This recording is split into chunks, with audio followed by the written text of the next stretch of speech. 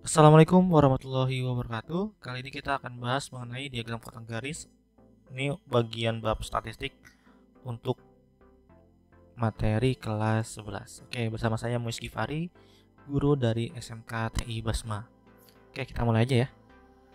Nah, perkenalan diagram kotak garis atau box plot gitu ya. Jadi box plot ini merupakan singkatan distribusi sampel yang disajikan secara grafis yang bisa menggambarkan bentuk distribusi data atau kita bisa sebut dengan squigneous, ukuran tendensi sentral, dan ukuran penyebaran keragaman data pengamatan. Nah, biasanya ada dua macam bentuk box plot. Ada yang vertikal dan juga ada yang horizontal. Baik vertikal dan horizontal itu tidak ada permasalahan untuk penggambarannya. Toh nanti hasilnya juga akan sama aja. Nah, statistik 5 serangkai. Apa sih statistik 5 serangkai? Statistik 5 serangkai itu ada yang namanya median atau kuartil 2, ada Q1, ada Q3, ada X-min, ada X-max atau nilai yang minimal dan nilai yang maksimal. Nah, data ini akan kita gunakan pada diagram kotak garis atau box plot gitu ya, maaf. Oke, sekarang terdapat 5 ukuran statistik yang bisa kita baca dari box plot, yaitu tadi ya, yang 5 serangkai statistik. Oke, kalau kita lihat dari secara gambar ya, khususnya box plot gitu. Ini ada yang namanya nilai bawah, ada yang namanya nilai atas, dan juga ada yang namanya outlier atau pencilan. Nah, nilai ekstrim juga ada kuartil 3, median, ada kuartil 1, ada namanya whiskers gitu ya. Oke. Di sini ada nilai minimum atau nilai observasi terkecil dan juga ada Q1 atau kuartil terendah atau kuartil pertama biasa kita sebutnya. Dan Q2 itu bisa kita sebut dengan median atau nilai pertengahan gitu ya, atau kuartil 2. Selanjutnya ketiga adalah kuartil tertinggi atau kuartil ketiga. Nah, nilai maksimum ini adalah nilai observasi terbesar. Selain itu, box plot juga dapat menunjukkan ada tidaknya nilai outlier atau pencilan dan nilai ekstrim dari data pengamatan. Oke, sekarang kapan sih data disebut dengan outlier atau pencilan gitu ya? Nah, nilai outlier ini adalah nilai data yang letaknya lebih dari 1,5 kali panjang kotak IQR. Diukur dari UQ atau atas kotak dan LQ bawah kotak ya. Nah, misalkan X adalah sebuah datum. Datum X dinyatakan sebagai outlier jika di mana kuartil 1 ini dikurang dengan 3 kali IQR. Nah, ini sebutnya interquartile range atau jarak antar kuartil. Di mana dia harus kurang dari X, di mana X juga ini harus kurang dari Q1 dikurang 1,5 IQR. Atau Q3 ditambah 1,5 IQR, di mana dia harus kurang dari ya si IQR-nya atau lebih kecil dari X, di mana si X juga ini harus lebih kecil sama dengan Q3 ditambah 3 IQR ya, dikali ya. Nah, dengan IQR-nya itu adalah kalau kita mencari IQR itu apa? Yaitu berarti kuartil 3 dikurang kuartil 1. Nama juga ya interquartile range gitu ya. Oke, seperti ini ya. Kita lanjut lagi. Kapan sih data disebut dengan nilai ekstrim? Nah, nilai ekstrim adalah nilai yang letaknya lebih dari 3 kali panjang kotak IQR. Kalau kita lihat sebelumnya, ini kan 1,5 kali ya untuk outlier atau pencilan. Nah, sekarang kalau nilai ekstrim itu berarti 3 kali panjang kotak IQR. Ini diukur dari UK atau atas kotak atau LQ bawah kotak. Nah, misalkan X adalah sebuah data atau datum. Datum X dinyatakan sebagai nilai ekstrim jika X lebih kecil dari Q1 dikurang 3 dikali IQR, atau X lebih besar dari Q3 ditambah 3 dikali IQR. Dengan IQR-nya tadi ya sama, masih sama IQR itu Q3 dikurang Q1. Oke, selanjutnya fungsi box plot. Ya, ini maaf nih aturan plotnya nggak usah pakai S gitu ya. Kalau kita lihat dari secara gambar gitu ya, kita akan lihat dari si bawah, misalkan nilai ujian tuh ada yang lebih dari 3 kali IQR, ada yang lebih dari 1,5 IQR gitu ya. Ini yang outliernya, dan ada yang kurang dari 1,5 IQR ini ke whiskernya ya, dan sampai dengan batas Q1 atau LQ-nya. Nanti kalian ingat ya, LQ itu lower atau bawah gitu ya dari kuartil. Kalau yang UK itu up kuartil dari si Q3 gitu ya. Ini nama lain aja, tidak masalah. Kita akan lanjut lagi. Nah, sekarang fungsi boxplot apa? Yaitu membantu kita dalam memahami karakteristik dari distribusi data gitu ya. Apakah dia distribusi normal ataukah distribusi tidak normal gitu ya. Nah, untuk melihat derajat penyebaran data yang dapat dilihat dari tinggi atau panjang boxplot gitu ya. Yang ketiga adalah menilai kesimetrisan sebaran data. Semakin datanya kesimetris ya, berarti distribusinya itu normal gitu. Jadi ingat ya, simetris berarti yang antara kuartil 1, kuartil 3 dan whisker atas sama bawah itu sama jaraknya gitu ya. Nah, selanjutnya panjang kotak ini menggambarkan tingkat penyebaran atau keragaman data pengamatan. Letak median dan panjang whisker ini menggambarkan tingkat kesimetrisannya.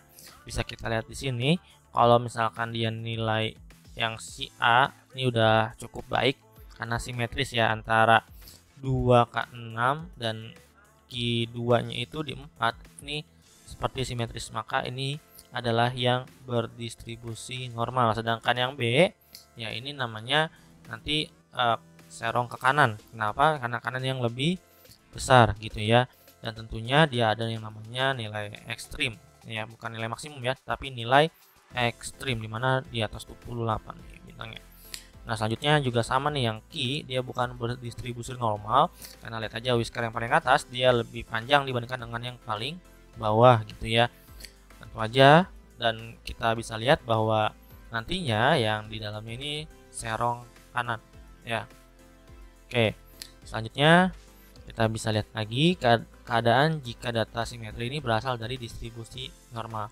Garis median ini akan berada di tengah box atau whisker bagian atas, dan bawah akan memiliki panjang yang sama serta tidak terdapat nilai outlier maupun nilai ekstrim. Nah, ini kalau kita lihat ya sama seperti yang A. Kita lihat sini, dia tidak ada nilai ekstrim, tapi dia juga bagian whiskernya tidak ada yang lebih panjang, tidak ada yang lebih pendek, sama-sama panjangnya gitu ya. Beda dengan yang C ini lebih panjang ya, yang bagian maksimumnya gitu ya.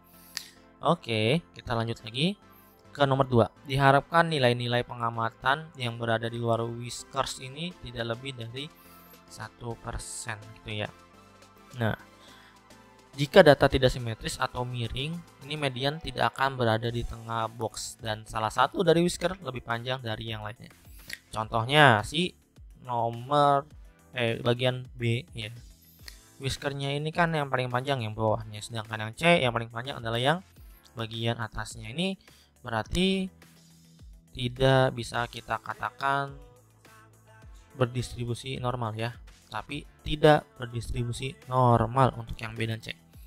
Nah, sekarang adanya outlier ini udah ya, adanya outlier di bagian atas boxplot yang disertai dengan whisker bagian atas yang lebih panjang menunjukkan bahwa distribusi data cenderung menjulur ke arah kanan atau positive sweetness ya. Sebaliknya, adanya outlier di bagian bawah boxplot yang disertai dengan whisker bagian bawah yang lebih panjang menunjukkan bahwa berdistribusi cenderung menjulur ke arah kiri atau negatif squeakness gitu ya. Oke, kita lanjut lagi. Contoh soal dan pembahasan ini bagian tanpa pencilan gitu ya, atau outlier. Berarti bagian yang di luar gitu ya. Nah, temperatur udara di suatu tempat diukur tiap jam dalam satuan Fahrenheit. Tempat yang terukur kemudian disajikan dalam urutan data seperti berikut ya. Kalian bisa lihat sendiri pembahasannya. Ini kita 5 serangkai lagi. Minimum 50 derajat, maksimum 81 derajat, sedangkan mediannya itu adalah 70 derajat Fahrenheit. Kalian bisa ngitung satu-satu ya. Dari sini ke kanan 1, ini 1 gitu. Misal gimana nih? Kita coret. Ini 1, ini 1 ya. Ini 2, ini 2. Kita mundurin ya. Ini 5, ini 78 gitu. Oke. Nah, seperti itu cara ngitung median. Untuk kuartil 1 ini dapat 66 derajat Fahrenheit. Kuartil ketiga atas data yaitu 75 gitu ya. Oke. Nah, untuk IQR-nya tadi ya interquartile rank. Jadi Q3 dikurang Q1 yaitu Q3-nya tadi 75 dikurang 66 hasilnya 9. Untuk 1,5 dikali IQR itu sama dengan 13,5. Nanti IQR ini di atas kuartil ketiga adalah 1,5 dikali IQR tambah 3 gitu ya, Q3. Jadi 88,5, sementara yang di bawahnya itu Q1 berarti dikurang dengan 1,5 IQR dengan hasilnya 52,5. Nah, selanjutnya untuk box plot gitu ya. Seperti ini. Oke, kalian lihat ya. Di sini bahwa Q2-nya itu hampir mendekati atau pas dengan angka 70. Ya. Angka 70 mediannya, benar kan? Ya. Mediannya 70. Ini gambarnya aja kurang jelek ya. Kurang jelek, kurang bagus. Ini 70 benar? Benar ya.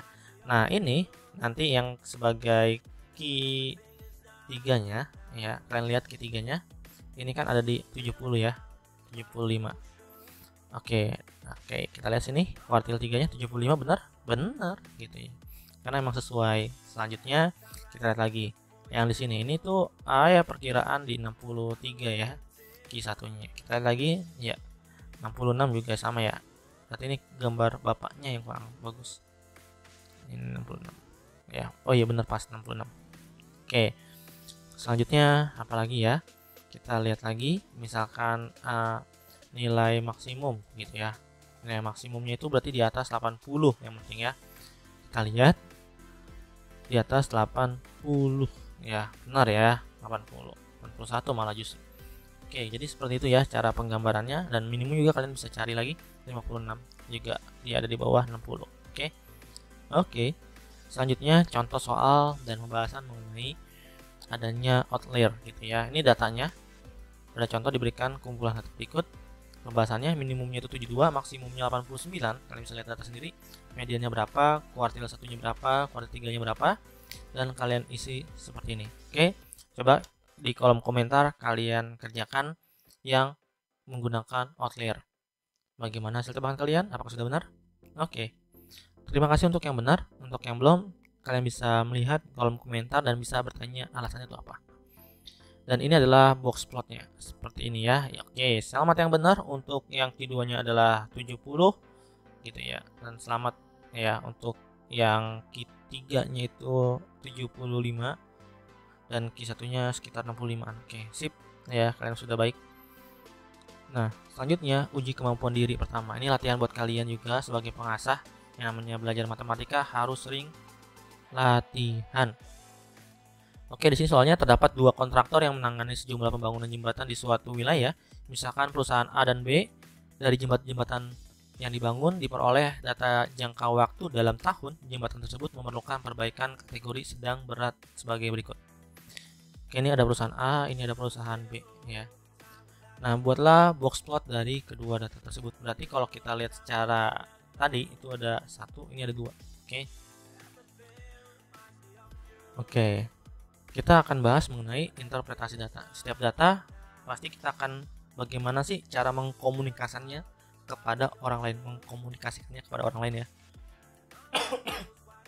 Oke, kita bahas misalkan dia itu ada yang namanya gambar grafik gitu ya. Grafiknya seperti ini. Ada sickness ya, dan ada juga yang nantinya grafik ya. Kalau dia rata maka grafiknya pun akan rata dan tergantung ketebalannya si kuartil ini ya. Oke, ini juga bisa lihat kalau semakin tipis ya berarti diagramnya juga tipis gitu ya, disesuaikan.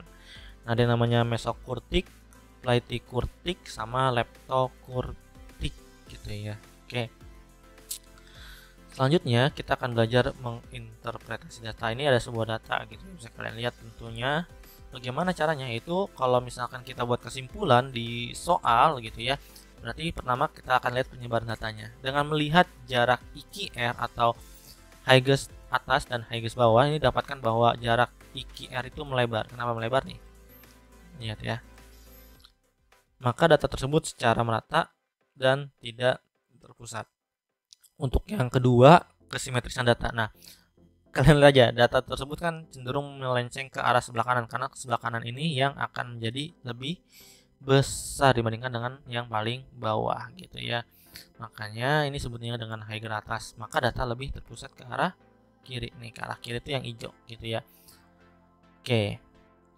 Kurtosis ini adalah karena data tidak simetris. Benar ya, tidak simetris ya, baik dari yang kuartil maupun yang nanti jarak ke maksimum minimum dia tidak rata. Ternyata yang paling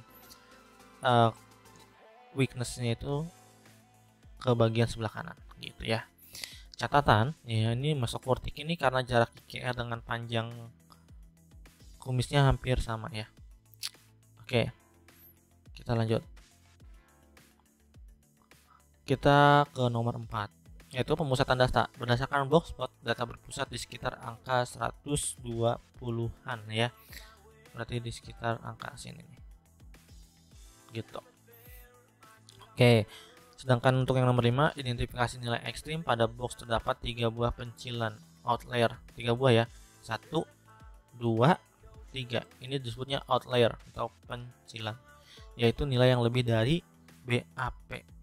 Ya, batas atas pencilan, Oke. Nah, seperti itu. Silakan kalian uji kemampuan diri kalian. Ini ada lokasi sangat menentukan jumlah pengunjung dari suatu pameran properti. Blogspot ini menunjukkan bahwa jumlah pengunjung pameran properti yang diselenggarakan pada 3 lokasi yang berbeda. Interpretasikan data pada masing-masing blogspot, dan yang B adalah bandingkan data pada masing-masing blogspot. Apa yang Anda simpulkan datanya seperti ini ya. Oke. Selamat mencoba. Sekarang kita sudahi saja untuk materi ini. Nanti kita akan lanjut lagi ke penggunaan Excel-nya di part kedua. Oke. Bapak ucapkan assalamualaikum warahmatullahi wabarakatuh.